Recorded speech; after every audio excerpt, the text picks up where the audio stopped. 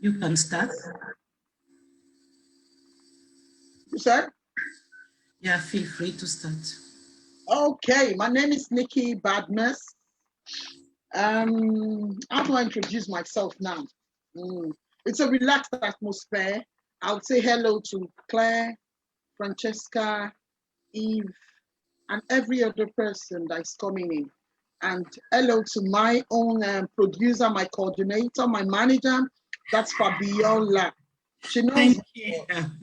Thank you. Most of the people online don't know me. My name is Nike Badmus.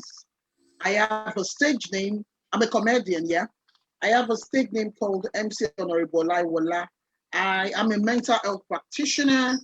I anchor loads of events. I'm also a student doing my adult nursing. I'm in my final stage here in United States in United Kingdom. Don't mind my United States business.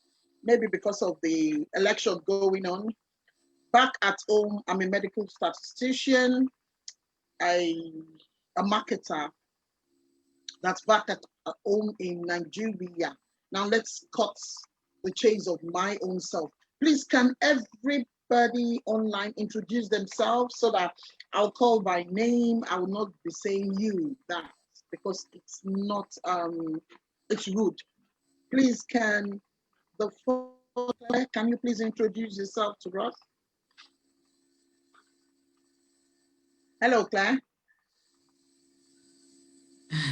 Hi, sorry, I'm Claire. I'm one of the paediatric consultants at Wythenshawe Hospital, and I'm named Doctor for Safeguarding Children there. And I just thought this would be really interesting and good to learn about. Oh, thank you very, very much. Thank you. Please, can I, Meg, yes, Meg Fenwick, can you introduce yourself? Hi, my name's Meg, and I'm here from Odd Arts. We work in prisons and schools and universities with young people and adults. So also thought it'd be really interesting and helpful. Hi, and thank you very much. Can Francesca, if you don't mind, you can put on your video so that we know each other. Like the consultants, I would like to know the consultants, everybody here, because sometimes I go to Wythenshawe to work. Can Francesca introduce? I don't think my video's working. Sorry. Sir, your I don't think my video's working at the moment. It's not giving me an option, so sorry. Okay, no problem. Can Francesca introduce herself, please? Hello? Anyway, as they come in, we'll keep introducing ourselves. Yes, so, and maybe I should introduce myself. Yeah. My name is Fabiola Bayavuge, and I'm coordinating a project, the Manchester Against Modern Slavery, and it's a partnership project within Manchester, and it's a charity called Africa, working in partnership with Manchester City Council. Yes, that's Fabiola. And I'm one of the champions as well. That's why I'm taking up this. Yes, we're talking about modern slavery. It will surprise you. You'll see the slide on. It will surprise you that slavery still exists, but in a dynamic and different ways. Just click, that's Francesca sending a message. Just click on the microphone. Click on the microphone. Just click on the microphone, Francesca. Just click on it. Yeah, she just asked a question how to unmute. I know this technology business. Now, like I was saying, it should surprise you that modern slavery still exists, but in a different and dynamic way. That if you're not careful, you'll see the person as helping you. That's one funny thing. You will see, will I call the person the abuser? Yes, the abuser helping you. You won't know. Now, back home from Africa, they do a lot of things that makes us feel that it's normal. It's the norms of the society. But apparently it's not. It's nothing but slavery and abuse. Now, these people have, they've stepped up their game. Now, it has been killed like they feel, but no, it's not been killed. It's still existing. That's why I salute Africa for this beautiful, they are so into modern slavery. And they call it modern because you won't want to know how it goes. You won't really want to know how it goes, but it's there. It's really there. Now, what do we call slavery? It's nothing other than when you debar someone, deprive someone from basic human rights. Nick, I apologize. I think the slides have gone. They're freezing. Yeah, I'll come back to share again. I'm sorry. I can, let me see if I can do something on my phone. No, it's fine. I can share again from here. Okay. Yeah. Yeah, that's better. Like I said, when you're denying someone of human rights, I refuse to call it basic because being alive, eating, bathing, being happy around good people, it's not basic. It is what every human being has to have. I call it essentials, denying someone of their essential rights because it's very, very important. So calling it basic for me, now, denying someone of their essential right for the purpose, just one purpose, to exploit the person.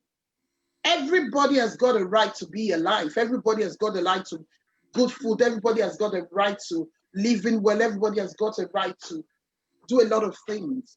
When we put it basic, it makes it look like, from a nursing point of view, it's no longer basic, it's essential. It is very, very important. And the sole purpose these people do this is to exploit the person. There is nothing good about it. Exploiting the person against their will. And this is something that goes on a regular basis that we tend not to know. Now, let us bring in COVID. I might not go with the slide, but everything I'm saying, you find somewhere to fix it. Because personally, I'm not someone you can box up. Fabiola knows you can't box me up. That's why I'm into lots of things. And I'm doing it well. To God be the glory. Now, when we look at what is happening today, in the society today, we can see this pandemic, COVID-19. Now, loads and loads and loads of supports has reduced. They have been erased. They have been suspended. Any one of it you want to use, that's what has happened. Sorry. Some people will not know when to stop calling me. Sorry about that. I'm online, please. I'm online. Sorry about that. Now, because this has been taken away due to the pandemic, a lot of this slavery will be going from level to level. It will be increasing by every nanosecond. Whether we accept it or not, it will be increasing. And there is nothing we can do about it. Apart from us that still goes to work, being aware that it has left the level at which we left it, trying to conquer it, it has gone to another level, right? Let's say, for example, the doctor is at work and in the office and a child comes in. I'm sure by the end of this lecture, you start looking out for that thing. Because who do you think are the most vulnerable? Anybody that's got anything that they have been deprived of are the vulnerable. Everybody is vulnerable. It's not taking out, oh, I am an adult, nobody can enslave me. I am a woman, nobody can enslave me. I am a man, I'm too energetic and too macho for someone to enslave me. I am this, no. I'm employed. I will not, no one can enslave me. I'm unemployed. No. Your employer can enslave you, in case you don't know. Your friend can enslave you, in case you don't know. Oh my God, when you're unemployed, you can be enslaved, in case you don't know. The homeless people can be exploited, in case you don't know. And where do you find this enslavement? You go to the car washes, go to the salons, go to this one-man business, go to the establishments that has already been established. If you look at the slide, who is at risk of modern slavery and exploitation? Every person is at risk of being exploited. We believe it or not, everybody is. Why would you pay me £5 per hour when someone else is doing that same job and is being paid £20 an hour? Oh, because I am a migrant. Oh, because I don't have papers. Oh, because I'm scared of going to the likes of Fabiola's establishment or going to every other charity. I'm scared they might just send me back home where I'm coming from. And I don't want to go. So therefore, you pay me £5, I'll accept it. Do you know why I'm accepting it? Because I believe you're doing me a favor. You're not doing me a favor. Or you go back home, back to Africa, or anywhere in the world. The thing I want people to understand is this. We should not symbolize slavery to Africa. It's not anonymous to Africa. It is not synonymous to Africa. No, it is all over the world. We see it on social media where you find in Saudi Arabia, they get housemaids and they punish them. They make them walk like an elephant. And these are human. They don't give them food. We see it all over social media. What do we call that? It's enslavement. Some people has got housemaid from anywhere and they're paying them stipends. Yet this housemaid cannot have a drink of water when they are working. They will say, when you're working, that time is for me. You can only have a drink of water when you are on break. Who does that? No, who does that? Even in the care setting where I work, the only thing is that your water or your drink has a particular station. They call it water station. You have your sip of water 1,000,001 times and you put it back there just for it to be tidy and for COVID, all this infection all around. So I see no reason why people that are not in that sector are enslaving others. You go to car wash, all these Romanians, because you feel that, oh, they don't have papers, oh, they don't have this, they don't have that. You pay them £1 an hour. Or you go to salons and you see, even there is this soap that is going on. Is it EastEnders or Hollyoaks or one of them, where the girl was enslaved for prostitution because she is illegal in the country? This is just basic human rights. Now, because there is a childminder that does not have papers and you have 4 children, you give to the childminder and you're paying the childminder £20 a day because you feel you're doing her a favor. Even me and you can be enslaving someone and we don't know. We just feel we are doing the person a favor. Because in every human being, there is a selfish nature within us, accept it or not. But you see people that are selfless, they practically consciously work on it. That's why it's not everybody that can be in the health sector. Because if you go there because of money, you're in the wrong profession. But if you're a caring person, you're a selfless person, you're in the best profession.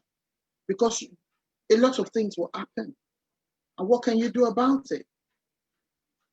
There is really nothing, because if these people are in their right state of mind, they won't be there. So we can unconsciously enslave someone and we don't know. Now, there are different types of exploitation due to this slavery. The current one, online exploitation, is going to be a massive one. So I call on parents, when your child is online, please, please, and please, know what your child is doing online. When your child is playing a game, please, please, and please, play that game with your child. When your child is in his room or her room, know what that child is doing. Children of today, they know how to close the door because they want their own privacy. No, my child won't close the door when he's at home and I'm at home. No, my child will open the door. And I'll be looking, I'll be hearing, I'll be seeing at the same time, popping in and out, no matter how busy I find myself. Even while I'm at work, it doesn't know there's a camera at home. So on break, I just look at it. What is he doing when he's back from school? If he's not eating, he's sleeping, he's playing a game, I turn it around to look at the game he's playing. Because you never know. These bad people, these abusers, these people that are so selfish, these exploiters, these people are online. They have gone from you knowing, going to support the family, Fabiola going to support the family, or you going to support the family in your own way. They have gone from there to the online thing because they know online is the in thing, is what is going on now, and they are all there. Child drug crime. This is the best time. Take it or leave it. This is the best time after grooming that child online, making the child feel that the £1 mommy gives to you to spend in a day or a week, the £5 mommy gives to you to spend in a day or a week is not enough. You can make money. And the generation in which we are, the children have quickly come to realize money is good. Accept it or not, the children has come to realize when you've got money, you have a kind of power, a power to purchase things. Now, this is your child this is a child that plays game at home, needs mommy or daddy to buy him or her points.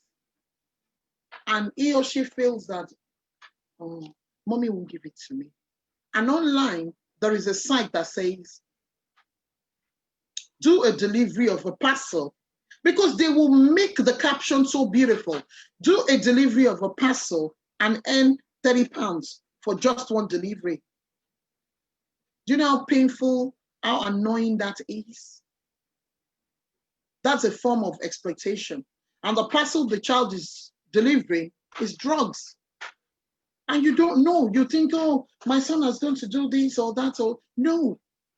Be part and parcel of what your child is doing in a very, very good way. Be a friend to your child when you need to be a friend. Be a mom or dad to your child when you need to be. Don't mix it up. There are two different times. There are different times you are a significant other to your child at different times. It helps the child to grow. That is child's drug crime is on the rise because of the online exploitation. COVID-19 is contributing to it negatively and positively in any way you can think about. Because we can go out to support this family, there's every possibility of them being exploited, being groomed, being abused, being enslaved. And once you're enslaved mentally, that's it. County lines where we go to families to go and support them, we can't do that anymore. And that's the type of exploitation. Domestic slavery. You get an housemaid. Instead of the person to be working with you, the person is working for you. That's not bad enough. The person is being forced to do more than they can do. So people are just naturally wicked. For example, there is one going online now, a girl of, I think she's 7. She's not going to school. She's being forced to wash, clean. She does not eat until 12 o'clock. A 7-year-old girl wakes up and straight goes to start doing work, start doing house chores. And do we know sometimes our partners can enslave us without us knowing, without them knowing, and we can do it, it's vis-a-vis. You're supposed to help each other with domestic chores. You're supposed to help each other with things, but no way. I've seen a situation, a case was brought on, and all the girl was saying is, I just want a divorce. And why do you want a divorce? Every time I clean after him, he never appreciates it. He comes back and still eats, drop the plate, cannot wash, cannot clean, cannot do anything. I feel like a slave. And the man was just stood there and didn't know what to say. Because he felt within himself, is the man that provides the food, that provides the money, is the woman that takes care of the home. I just told him, things have gone way past that. You should learn to be helpful, because they said he's helpmate, not housemate or house help. So you see, the domestic slavery goes on in homes on a regular basis. We can check ourselves. What are we doing to that person that is helping us do stuff? What are we doing? What is the thing? Are we equating whatever? Now I'm on enforced labor. Are we equating whatever this person, this our housemate is doing to their strength, to the load, to them, to their person? If no, please go back and sort out that person. You're forcing that person forced labor.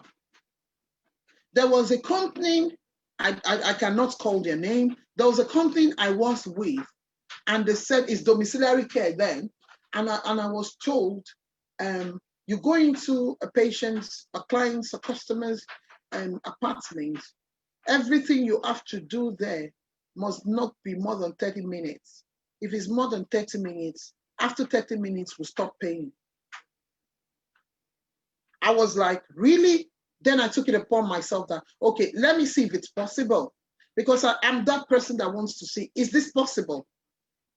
The only thing I could make, the few things I could do was clean her table, make her a cup of tea. And it was already 30 minutes. Then I told my employer, there is no way I'll go into a client's house and the clients want to talk to me, wants to have a discussion with me, and I'm walking around, oh, I have to keep, no, I am not a task-orientated person. It's not the task that you're giving to me, task that you're giving to me. No, I'm going to meet a human being. So I should treat her like one. I'm not just going, sometimes some clients don't even want you to do anything for them. I've experienced that. They just want you to talk to them. Just want you to sit with them, talk to them over a cup of tea. And by the time I start, it's already 30 minutes. And that was how I resigned. Will I say to God be the glory now? Sometimes I don't want to sound mean. That agency is closed down. It has been closed down. From what I heard, it has been closed down because that is a forced labor. Now, the big one is the sexual exploitation. Do you know that in the sexual business, in the prostitution world, that place has got almost £9 billion in that business? It's a very massive one. Go and Google it. I wrote it down somewhere, but I can't remember. It's a massive business. People are being exploited sexually every day. Let me give you a typical example. There was a film I watched. It's a true life story. The girl disguised herself as she's a journalist, now disguised herself. She wants to go into it to know what is really going on there. The film is titled Oloture. Oloture is on Netflix. This girl went through hell. A journalist that wants to know what's going on. There's violence, there's crime, there's drugs, there's everything and anything you can think of. Because somebody told a real life story, she now decided to play that part, to now go into it to see what's happening. I finished, since I've watched that movie, I I have not really been myself because it's too massive. It's too big. That industry has got loads of money and people, big people are involved. You will not know. They are involved. You will not know. That's why I said anybody can be exploited. Do you know the debt is a bondage? Sometimes we ourselves, as individuals, we put ourselves in some kind of debt that we know we cannot pay. But at that particular time, we needed that money. We needed to do that. No. Make sure you're not that person that believes I can't do without. No. Be contented so that you will not put yourself in any of this category. The online one, please, the children one, I'm that person that is so particular about children, Jesus. I am so particular about them. Both the boys and the girls. I am so particular about them because when you call them children, we as parents, we have to stand for it. We have to stand by them. We have to know what they are doing because they will just use their brain. These children of today believe that they know more, but no, they don't. They just believe it. Because the way it is, they just believe it. Some parents will say, my daughter said, my son said. And how can we spot the signs? How can we spot the signs? Do you know in your community, you can spot the signs without stressing yourself too much? You can't spot the signs. A particular child that you know lives in a particular building, lives with the parents, you believe it's the parents. You might not see that child on a regular basis. When people are going to school, you won't see that child. The only time you see the child is the curtain. Sometimes I look at some buildings. There was one I reported once when I was training as a mental health nurse. I finished from University of Central Lancashire. Whenever I'm passing through that house, around 6:30, somebody stands at the window. But that particular time I'm passing, she stands there looking gloomy. And I will stay for like a minute or two. I'll walk past, then she'll close the curtain. The face, she's not an happy bunny. Something just triggered in my brain. And I went to school, I told my lecturer. She said, Nikki, you have a duty of care now. We both made the call together and everything. And the child was saved. It wasn't their child. It was somebody, they brought the child for domestic. And they've already paid the person that brought the child. I don't know what happened at the end of the day, but I know the child was removed from that place.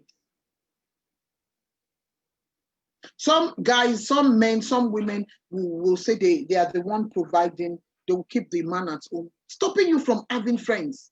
For what? Anybody, male or female, that stops you from making friends, stops you from having other friends, is enslaving you. Anybody that makes you feel you're dependent on them, they are enslaving you. Another one is frequent visit to a residential premises, men or women living at, I can't read that.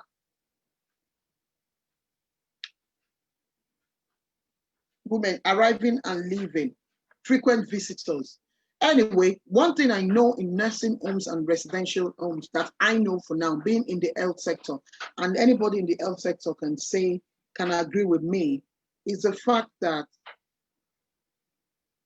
when you visit people too much, you call us nosy packers, you call us, we don't mind our business. We want to know who and who is visiting. We want to know why are they visiting.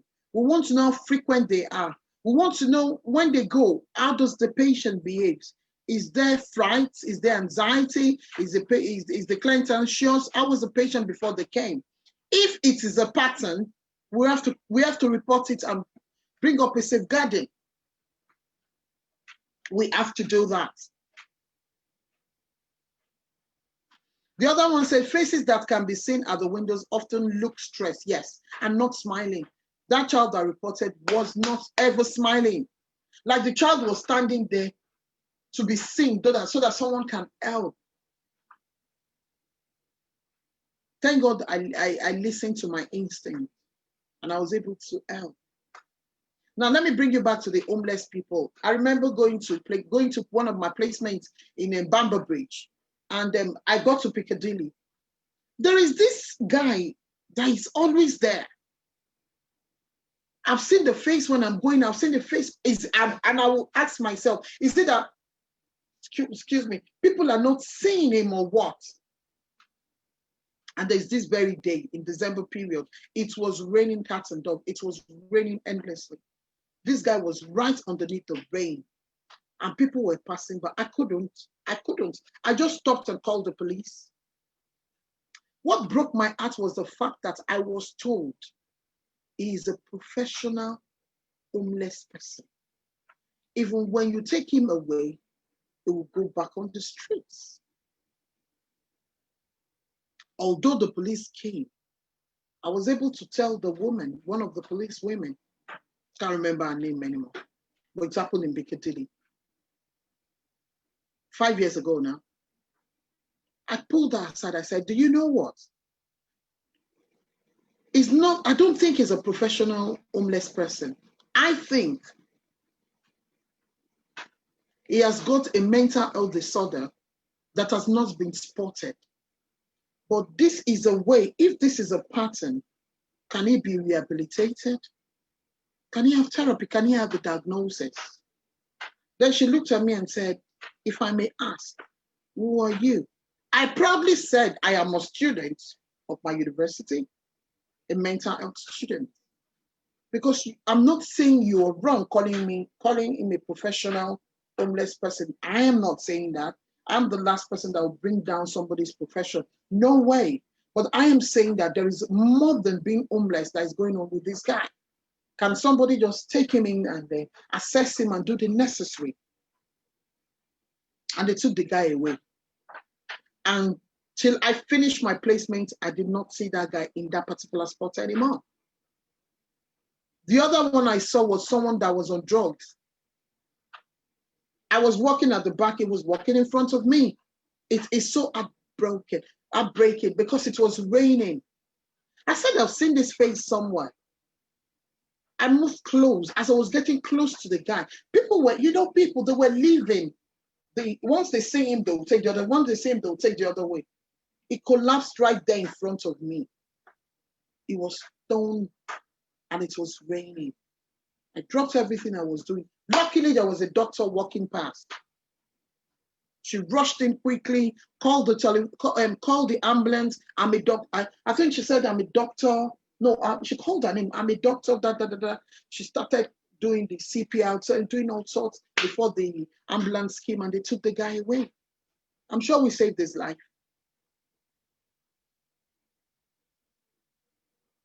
That's another one we see. We don't know where it's coming from. During the day, house, flats, cutting clothes during most of the days. Somehow, I close my curtain all the time because I don't want people to see my house. I don't want the sun to come into it for security purpose. But there is a way you will close the curtain all the time, especially when you know there are children, that there are people living there. It's more than one or two. I stay in my house and my son goes to school. So I see no reason of opening my curtain, apart from my bedroom curtain. I just open it for fresh air and everything to come in.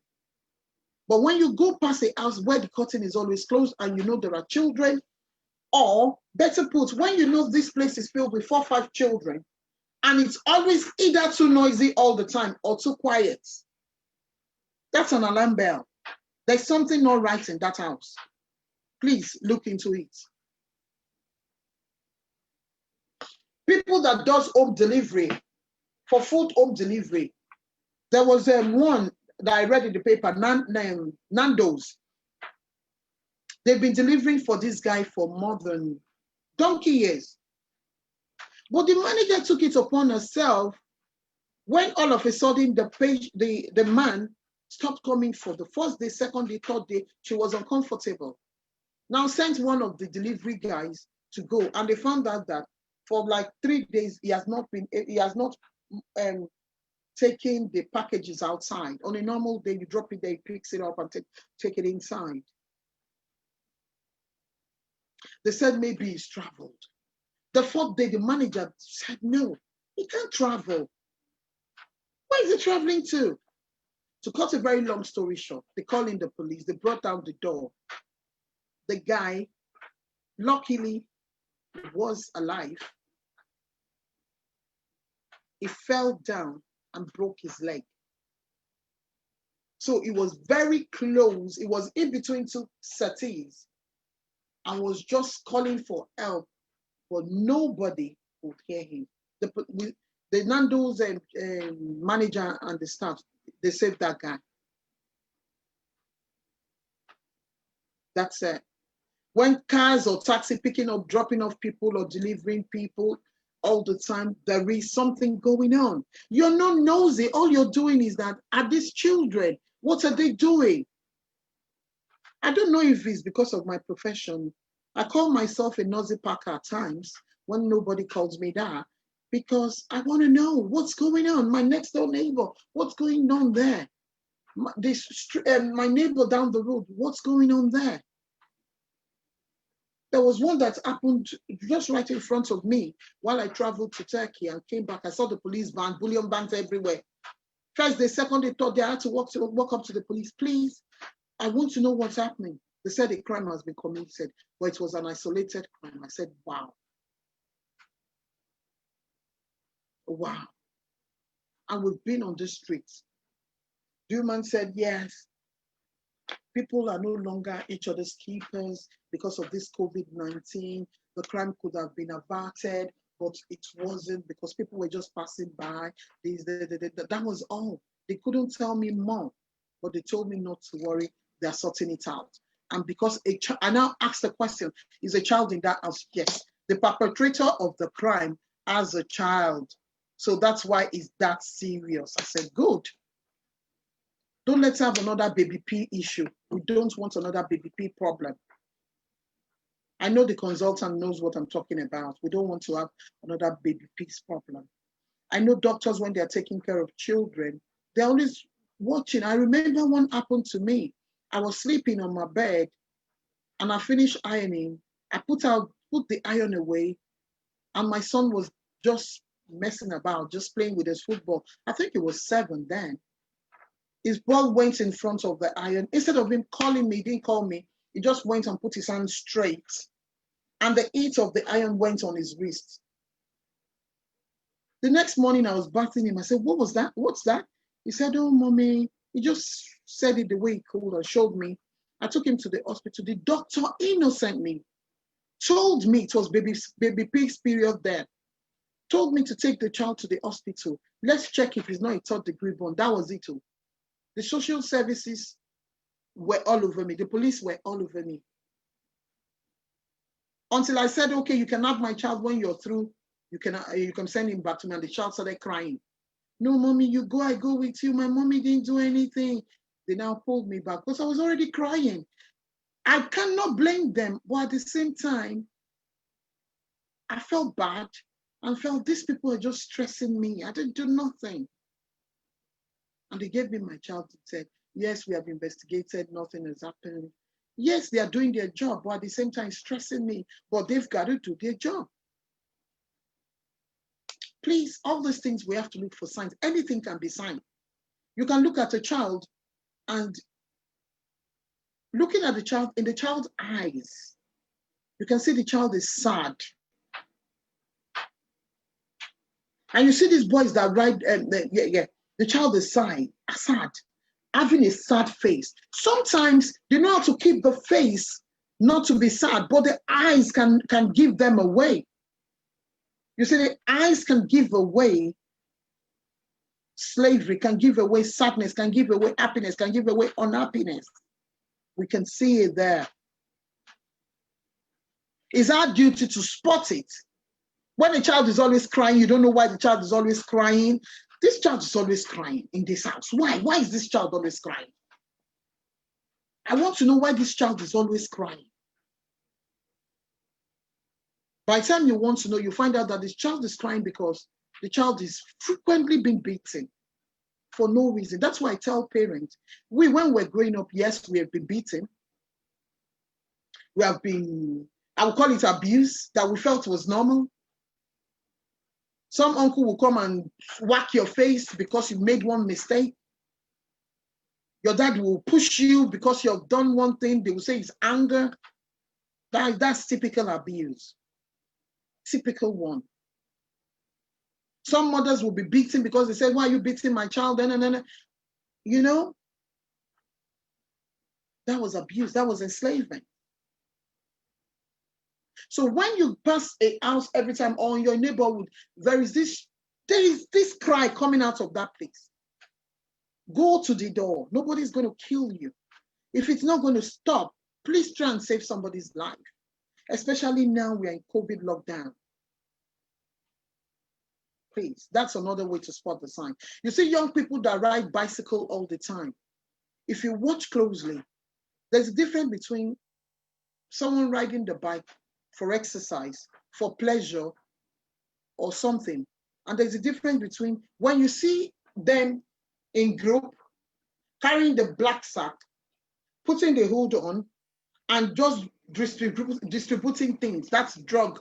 That's a very big drug thing going on there. Because that's a massive one. This neighborhood cycling, they are doing some very massive damage to that neighborhood. And on that way to Open Shore, if you know Manchester properly, on Greenside Street, there is always this set of guys. I know that's a drug business going on there. This car will park on the left, the other car will park on the right. They will keep talking. Before you call Jack, some things will change hands. That is another slavery. That is another slavery going on there. It's a different one altogether. It has different styles, anything. Now, the next slide, please, please, and please. You might not need it now, but you need it very, very soon. Because COVID is on the increase. We are on lockdown. The next slide will tell you what action to take and the numbers to call. We have the modern slavery helpline. We have the Crime Stopper, the police, Africa London, Africa Manchester, ICTG service spotline for child referral, illegal money lending team. Please, can you put the next slide? That's the next slide. Please. Once you notice this in the community, you can snapshot it, you can write it down. Please, please, please, try and save somebody's life. Just yesterday, my son called me and said, oh, mommy. I said, what? And one of my friends is missing. I said, what?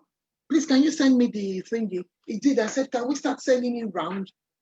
By the time I sent like almost to 10 contacts, I was told, he now came back and said, mommy, he lost his way and his phone was dead. So he's back home. I said, thank God. I said, thank God that they found him. Because the mother was already going, I don't know what to call it. The mother was already going gagas. But she couldn't find her son. And I don't blame her. She's just begging the son, please come back home. Mommy loves you and stuff like that. So please, that's the action we can take. We can call the police. If it's a child one, we can either call the police. If we want to do a referral, a crime stop, we can just do it. Let's just do it. It's not going to kill anybody. Let us do it. It goes a very long way. So I have come to the end. If you have any questions, or you want to share something you have seen, or you feel free to comment on the topic. I am here. Any question at all, you can ask the question. Or share something you've seen or any concern. Thank you.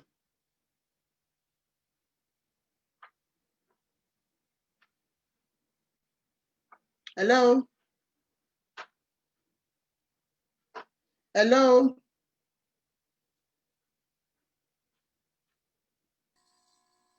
Oh, can everyone hear you? Yes, Meg Fenwick said it's very helpful. Yeah, if anyone want to give you, would you call back, please? If anyone want to give a comment or just share anything they've heard, feel free to say something. Abiola, I can't see it on Facebook. I can't see this on Facebook. Really, I will. I wanted to share it, but I can't see I it. think you didn't come out, so you can go straight to Afuka. I'm on Africa. I'm not seeing it, especially looking at ways we each may. Oh, let me read that. Can you please? So is everyone okay? If you have any contribution you have to give about the presentation. Vivi said, thank you, no questions from me. Yeah. Francesca said, sorry. National referral mechanism is good support to once identified, yes. When you talk about, for those who don't know, the national referral mechanism, it's a process, it's a procedure, it's a national mechanism that if someone has been identified as a victim of modern slavery, they go through a national referral mechanism. They'll be assessed for that, and then it can be concluded that they've been exploited. If they are from a country that is not a UK, maybe they will just start their process as a asylum. So it's what you identify as identified as a victim of modern slavery and human trafficking. So you will go through NRM, so National Referral Mechanism. Yeah, thank you very much for follow. Hi, I'm sorry, I'm not sure how to take myself off mute.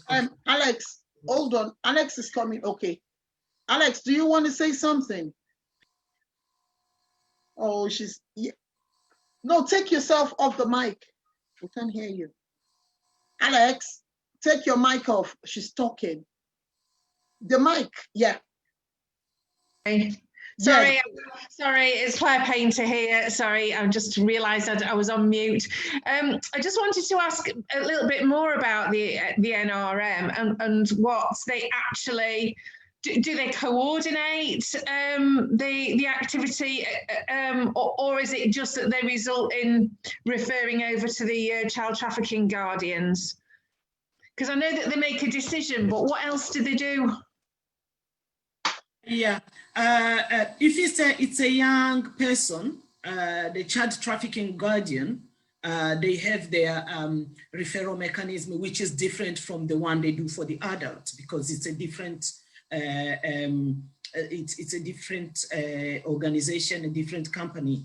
There are other organizations that do NRM for adults, like Salvation Army and all the other organizations. So those are the ones who will do, who will assess the victim for domestic, so for modern slavery and human trafficking, and then they can decide on what to do next. If the person, if they need maybe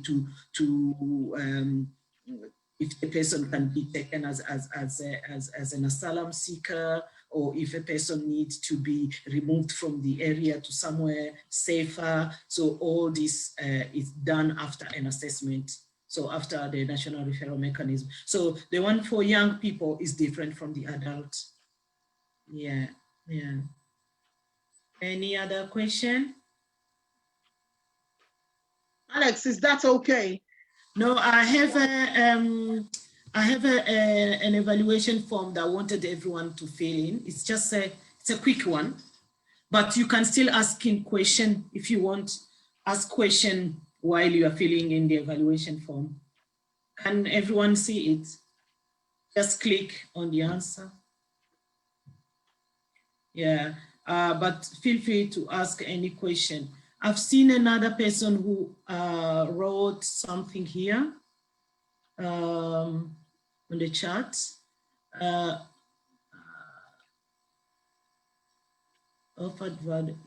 the NRM, then they will decide. It's from Forum.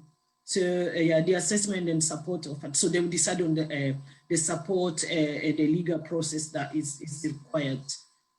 because that person is already a victim. So if the assessment has concluded that he's a victim, so all the process starts there.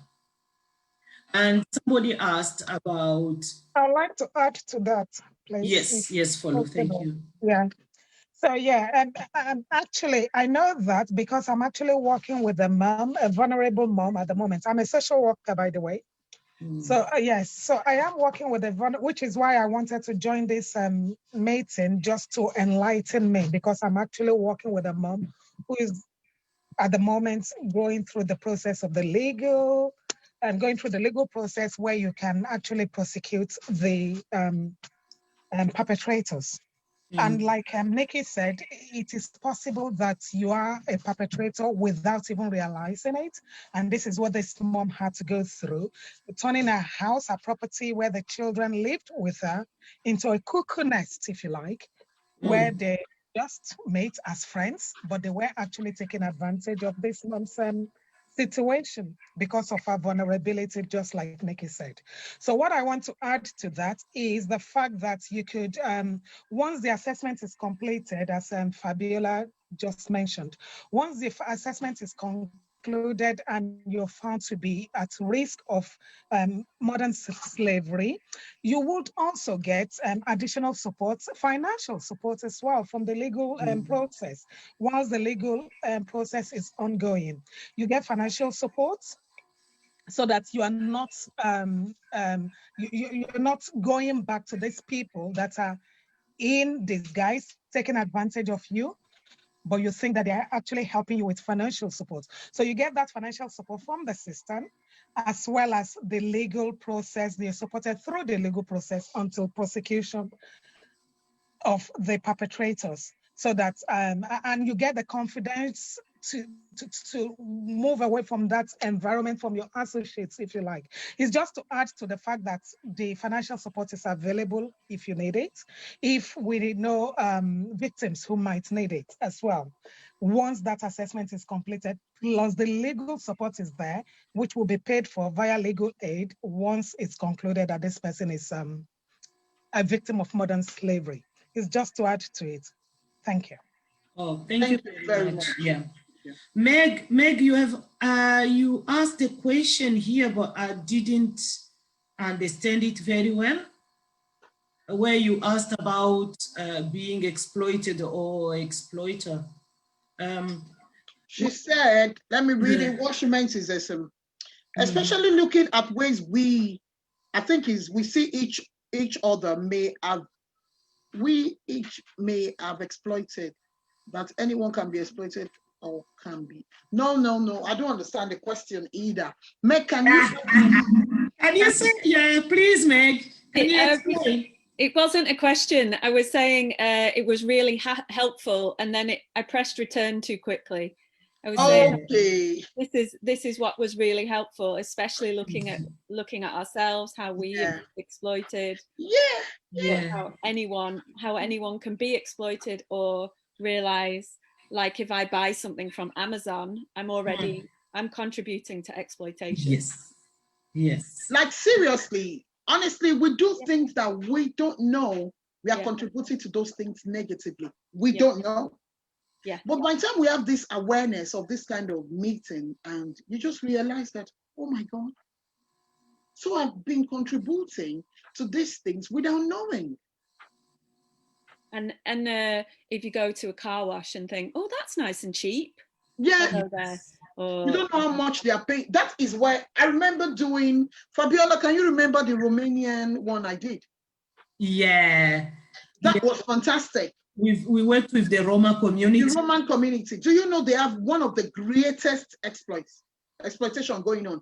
And they think it's a favor. Yeah. They are so, Fabiola was asking me after the presentation, Nikki, how were you able to get through to these people? I said, I don't know. But I knew I was hammering on something, and the interpreter was there saying the same thing. Now, and when he talks, I'll ask, what have you just said? And he will repeat what he has said. I'll say, okay, it's online with what I've said. Because sometimes you have to be careful with the interpreters. They might try to sweeten it, to change what you mean. but they are given an interpretation. Hence why they don't allow in the hospital for families to interpret. Someone has got cancer, tell the person has got cancer. You try to go round it, then the person will just walk out and say, they don't know what they're saying. Do you understand? But when you tell them the way it is, that was a very beautiful one, the Romanian community. Jesus. The Roma community, you know, the Roma community is a very vulnerable community. Very vulnerable. Yeah, and when we were just in the middle of the session, you find like 70% of all participants, they've been they are exploited even at the moment you're speaking to them. Exactly. They will tell you, oh no, because at that moment they were EU citizen. And they say, no. When the person brought me from Romania, he told me that I cannot get an NI number. Mm-hmm. So first of all, that is already a success. You cannot get an NI number. So because you cannot get an NI number, so you can't work, so you can't get an accommodation in this country. So the only thing you can do is to work under me. So I've been exploited. And yes. So then they were there and they would tell you, no, he was fine. Sometimes he paid me £10, sometimes no, but it's okay because he gives me somewhere to sleep. So it was so hard, you know. Pathetic, yeah. And the people are disclosing, and like more than 10 people disclosing, and you don't know what to do. And they're telling you it's normal, it's okay. And they tell you it's a favor, and they are there, right there on the spot. They are in front of you, and they are okay. No, but the interpreter was fantastic, and he was able to get through to them. And he was from the same community, the Roma community. So he understood his community very well, and he was good. So when Meg was talking about everyone can be a target of modern slavery. Sometimes we think because we are professional, nobody can touch us. These guys who practice modern slavery, as well, they are very, very actually professionals. They're professionals because you buy things from Amazon that makes you contribute. That's their job. So they know how to target you. They know how to target you. Someone has already answered. Yeah. They know how to target a young person. They know how to target a migrant. So if you are a professional, they know how to approach you and how to target you. So, and a lot of time we think we are not at risk, but we are actually high risk. It's easy to target even a professional because they know. Yes, Fabiola, somebody asked, Folubi asked the question, how do you buy things from Amazon and that makes you a contributor towards modern slavery? I'm lost. Claire, please clarify. Okay, Claire has answered. Amazon are famous for paying very low wages. Yes, they are very famous. Very short breaks. Yes, she's very correct. 0 hours contract. Yes, she's very correct. Unrealistic deadline, which push people other and other so that it's impossible to achieve what someone is. When someone is on break, it takes so long to go back to your locker and outside. Already break time is over, even 1 minute. She is absolutely correct. That's why I'm saying that you will contribute to something you don't know you're contributing to it. Let's take, for example, we all boycott Amazon stuff and say you have to increase the salary of your staffs. Now, when 90% of us we've boycotted it, they will do the needful. It's like when they found out that Primark, where they are, the labor they are using is very cheap. They had to do something about it. They had to do something about it. When you bring someone from somewhere to come and help you, in the first instance, why would you bring an house help that is 7 years old to come and take care of you, your household, with your little child, 7 years old? Can you beat that? 7 years old. People are doing it. And they'll take that, most times they'll take that child out from the parents under the pretext of, oh, I'll send that to school, I'll do this.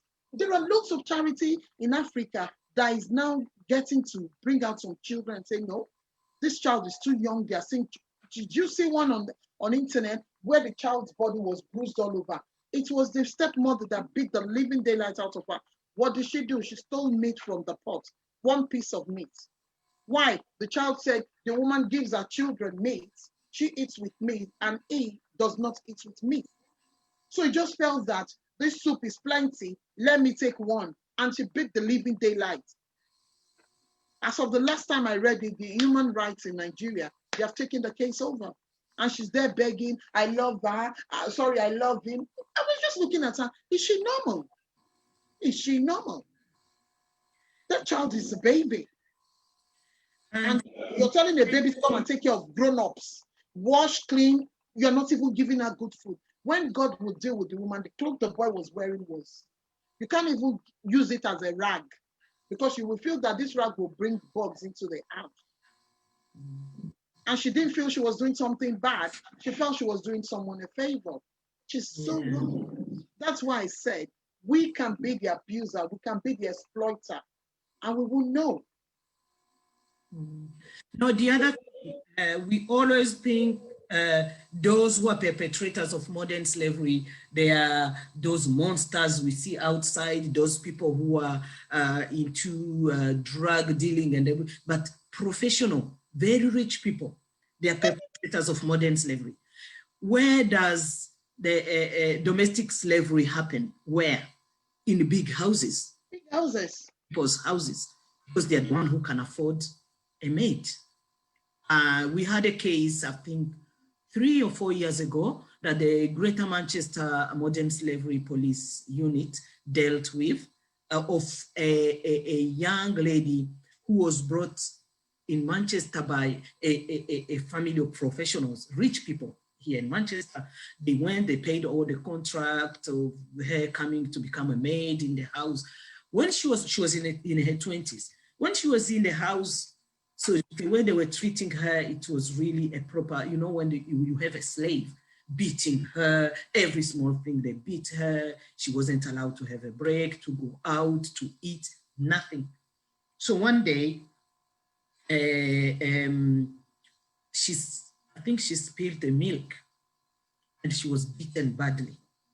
When she was beaten, one of the kids was in school and they told the teacher, you know, our maid, our slave was beaten yesterday because she spilled the milk. The school didn't take it as just a joke. So the school had to report that to the police. At that time, you know, now with modern slavery, the police know how to deal with cases. It's no longer like they can't come in the house straight. They have to investigate, and it's a very specialized police. It's not any type of police unit. So unfortunately, they made a mistake. They went to visit that area and they knocked at the door and I don't know which question they asked, and that family wasn't happy.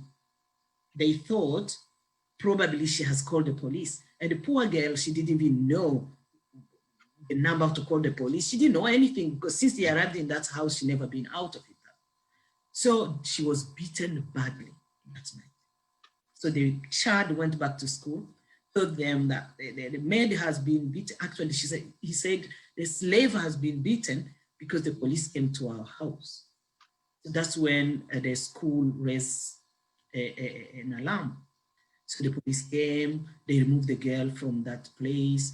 She was taken into NRM, and the family of profession was prosecuted. I think they're in jail until now. So professionals can be perpetrators of modern slavery. Yes. Yeah. Actually, apart some developing countries like maybe Africa or Asia, where people can bring to help them, but here a lot of those who are perpetrators of domestic slavery, they are rich people, well-known families, and you will never